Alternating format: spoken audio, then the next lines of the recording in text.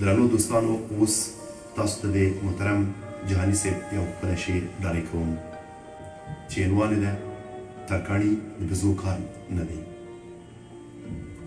ډېر پخوا کلونه مخکې په قرنونو پاچاهي د ځناورو و پر غرونو یو غویی پکې پاچا و، پهلوان و، د ځنګله پر حیوانانو مهربان و.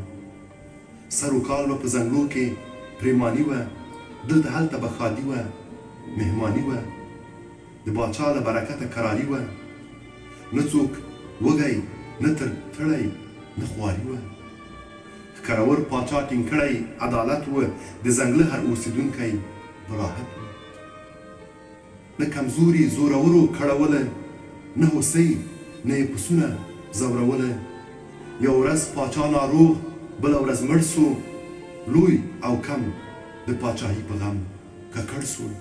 عدالت له ملکه ولاړی، واک د زور سو، چې کمزوری و پر مینه یې بل اور سو. یو له بله حیوانان سره په جنګ سول، یو د بل په وینو رنګ له شخړو تنګ شول. په ځنګله کې حیوانان ټول په غوغا سول، چې دا ولې یو د بل د ځان بلا سول.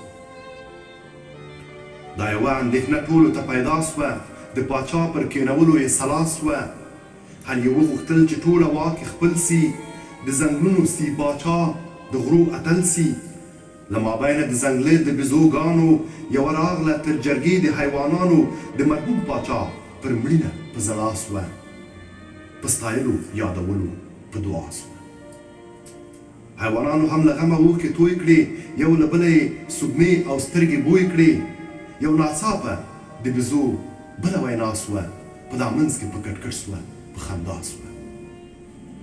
په جرګه کې ښکاره کړې خپلې داړې، هېڅوک پوه نه سول چې څه کوي څه غواړي. پر دوو پښو باندې روانه په ګډا سوه، یو لاس پورته بلې ښکته، خم پر ملا سوه. غم یې هېر کړ د باچا له ځناورو، له پسونو تر غوایانو ښکرورو.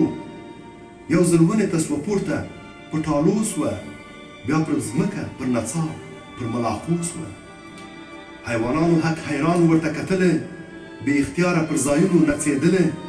په یوه خوله یې نارې کړې چې پاچا یې بزوخانه موږ رعیت یو ته پیشوا یې. پاچایي سوه پر ځنګله د بزوګانو، نڅا ګډه سوه په کور د حیوانانو. که به څوک وژل کېدل که ځورېدله، بزوخان به ویړه خوله ورته خندله. په ځنګله کې یې جوړ کړي 100 ټالونه، کرۍ ورځ به یې وهله ملاقونه. که به ټول ځنګل په چیغو په ژړا وه، بزوخان به پاس په ټال کې په خندا وه. یو ګیدړ چې په ځنګله کې ډېر هوښیار وه، په وړو لویو لانجو کې جرګه مار وه. د ځنګله په لوڅو پټو خبردار وه، د مرحوم پاچا ملګری سلاکار وه. د ده هم دا تلوسه وه چې پاچا سي، د ځنګله د ځناورو رهنما سي. پاچایي خو یا په زور یا هوښیاري وي، ځکه کار یا د ګیدړ یا د زمري وي. د بزو په انتخاب زړه پریشان سو، بې عقلي د ځناورو ته حیران سو. یو ورځ ګیدړ بزو لره ګویا سو، په کیسو د پخواني عادل باچا سو. په خوږو خوږو کیسو یې غولولې، له ځنګله څخه یې لرې وه بیولې. د ښکاري پر دامې مخامخ ګذر سو، پکې بند د بزوخان لاسونه سر سو.